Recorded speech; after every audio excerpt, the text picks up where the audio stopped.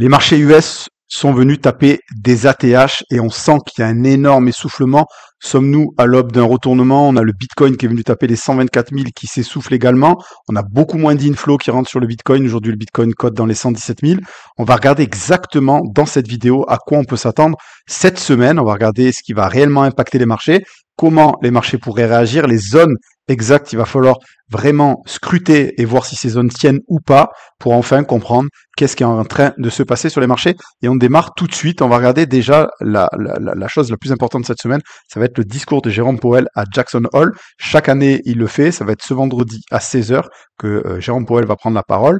Et en fait, c'est un discours qui va être très attendu et scruté de la part des traders parce que finalement, on veut voir si il est toujours dans la même dynamique qui est finalement la baisse des taux au mois de septembre, comme le consensus s'attend, parce qu'actuellement, je crois qu'on est à l'ordre de 98% de probabilité qu'on ait une baisse des taux sur le mois de septembre. Certains disent même que ça peut aller jusqu'à 50 points de baisse des taux, d'autres disent 25. Et en réalité, c'est ça qui va être déterminant de voir exactement ce qu'ils pensent et ce qui pourrait donner potentiellement une direction au marché. On va regarder directement sur les graphiques, en fait, là on est sur le graphique du Nasdaq, d'accord? Et moi ce que je vous invite à faire, c'est prendre toujours du recul, d'accord? Là on est en une heure on est trop zoomé. Je vous invite à vous mettre sur du weekly, d'accord? Et ensuite on regardera sur des outils bien plus précis comment on peut arborer un petit peu notre semaine, comment on peut la structurer, quel plan on va mettre en place pour cette semaine. Donc là déjà, je voulais vous montrer sur du weekly ce qui se passe concrètement. Concrètement, on est très haussier, d'accord? On peut pas dire le contraire. On a eu la baisse là parce que Trump nous avait fait quelques trumperies. Finalement, le marché est revenu. Il a cassé les ATH qu'on avait ici sur la zone des 22 500 à peu près. On a cassé et on a eu une très belle accélération haussière. Et là, cette semaine qui vient de se dérouler, c'est une petite semaine de pause, d'accord? On a une petite pause où le marché nous fait finalement un petit doji, d'accord? Donc, on va aller sur une unité de temps inférieure pour regarder un petit peu ce qui se passe. Et là, on voit que mercredi, on a eu un plus haut, le marché est venu faire un pic plus haut, on n'a pas eu de suivi de la part des opérateurs, personne n'a relancé la machine. Finalement, c'est en train de se tasser, on sent qu'il y a un peu moins d'élan et que personne n'est prêt à faire le premier pas pour avancer un petit peu. Donc finalement, est-ce qu'on peut parler d'un retournement? Absolument pas. Pour ma part, absolument pas. On n'est absolument pas dans un retournement. On est juste dans une petite respiration. On a besoin de nouvelles fraîches, de nouvelles positives pour continuer tout simplement d'avancer. D'accord? Donc on va regarder cette semaine à quoi on peut s'attendre. Cette semaine, qu'est-ce qu'on va avoir? Alors je vous ai mis que les 3 étoiles. On va avoir les minutes de la Fed. Ici, donc mercredi, ça va être très regardé, très scruté. On va avoir jeudi les PMI, les inscriptions hebdomadaires, d'accord. Les ventes de logements, c'est important aussi parce que quand les ventes de logements se portent bien, l'économie se porte bien, d'accord. Et on va avoir du coup le discours de Powell à Jackson Hole, donc ça va être très regardé. Donc voilà l'ensemble des choses, les différents catalyseurs qui vont pouvoir donner réellement un sens au marché. Maintenant, ce que je vous propose, c'est qu'on aille sur des outils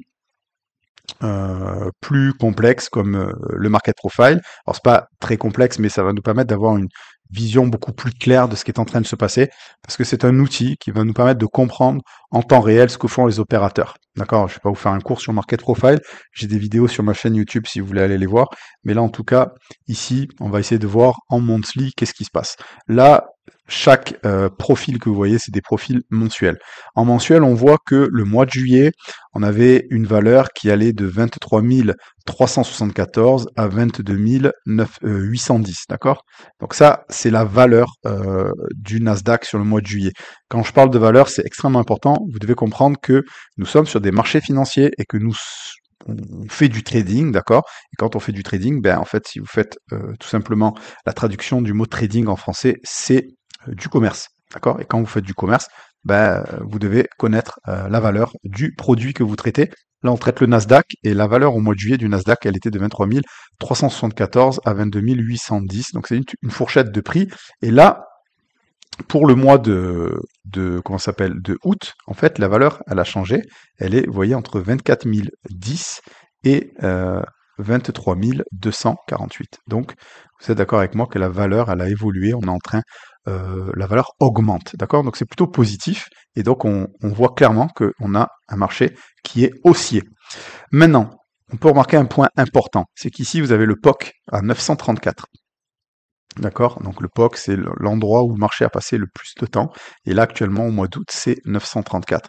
Et on voit que on a un manque d'appétit pour le risque, puisque là, clairement, on est repassé en dessous les 934, on s'en est éloigné, on est à 796.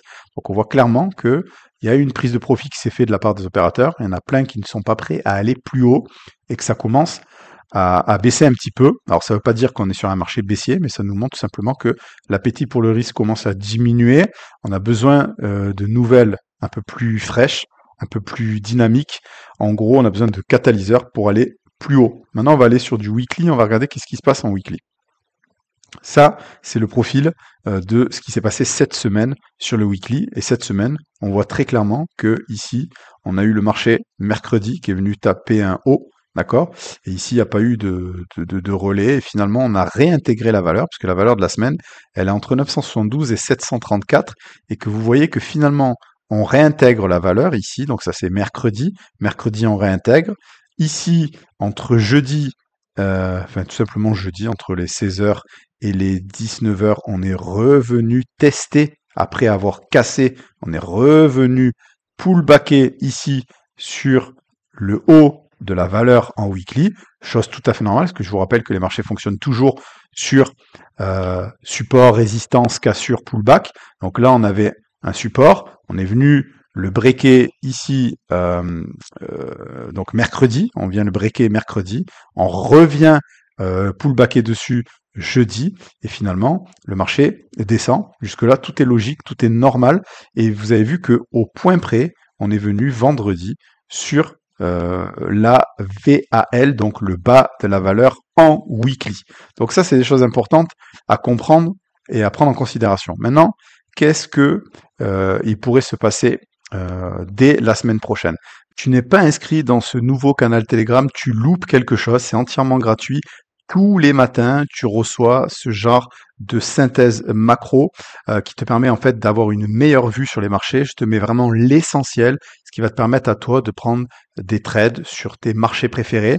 Tu sauras exactement les niveaux des dealers, tu sauras exactement si on est en gamma négatif, en gamma positif, tu sauras également l'open interest, tu auras les fundings sur les marchés des cryptos, enfin bref, tout ce qui va te permettre de mieux appréhender les marchés et enfin de prendre des trades avec la meilleure probabilité, j'ai envie de dire.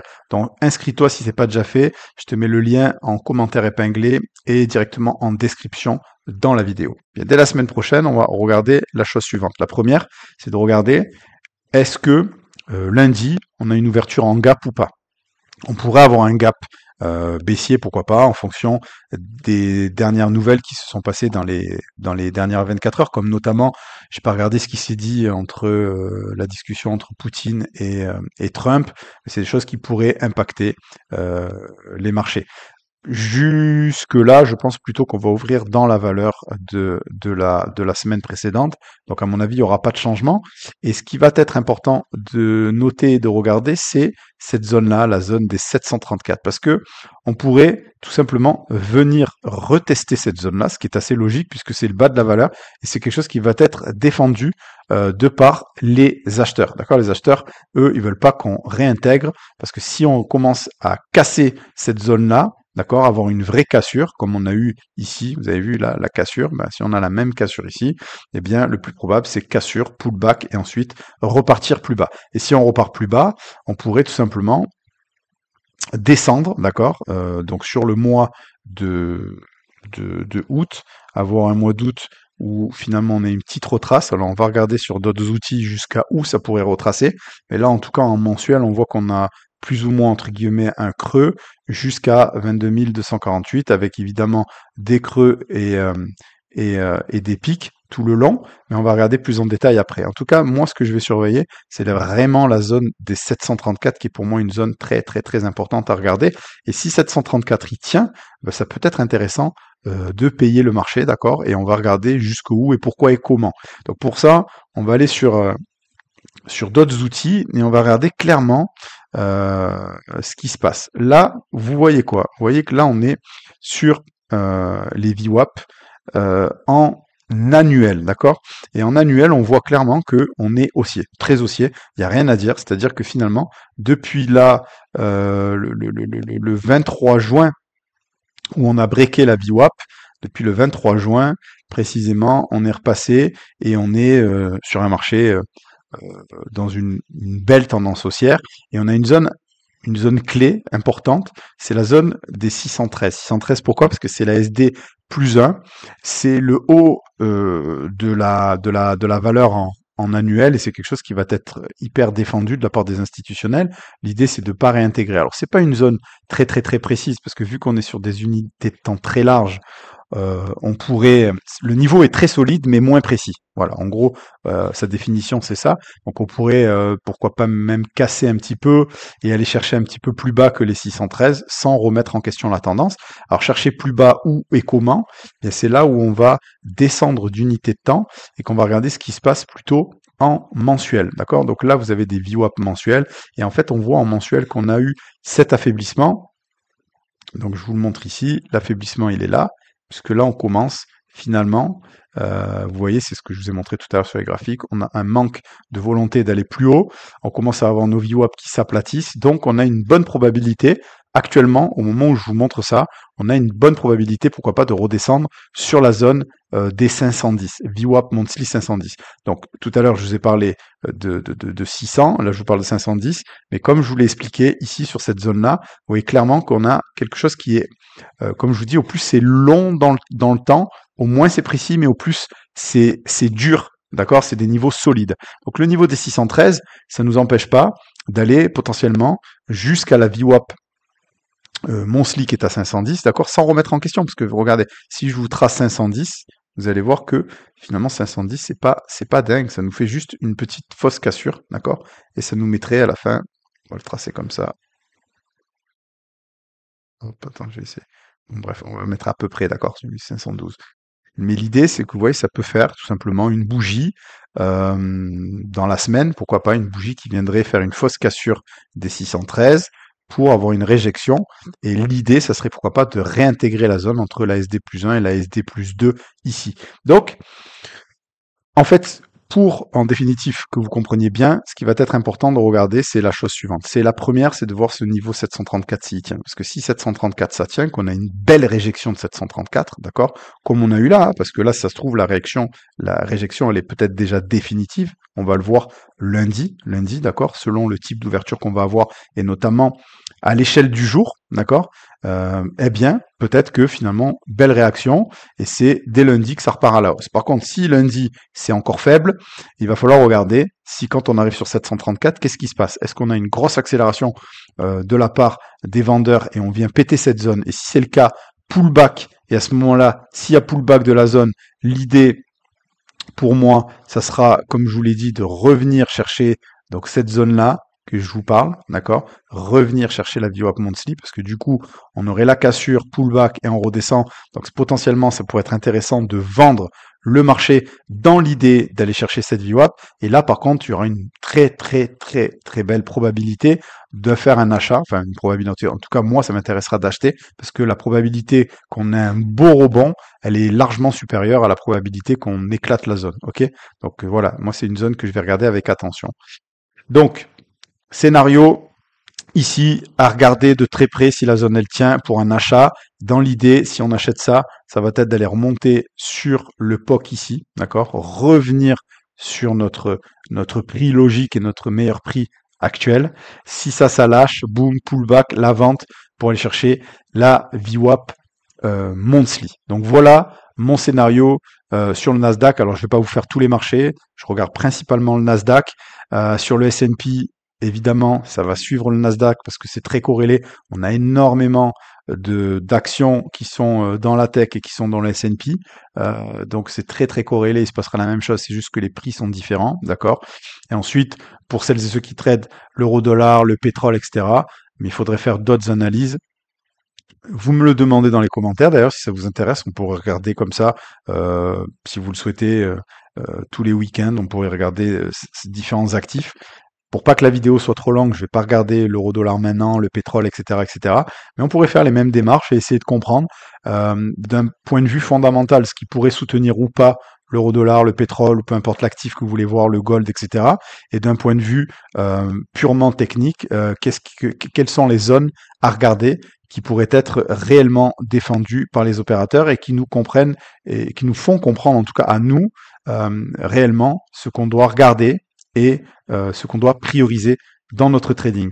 Dites-moi dans les commentaires si ce genre de contenu ça vous plaît et je vous en ferai pourquoi pas tous les week-ends si ça vous plaît et sinon ça sera le dernier. Merci de m'avoir suivi. N'oubliez pas de vous abonner, mettez des likes, ça m'aide à soutenir la chaîne et je vous dis à la semaine prochaine. Ciao ciao.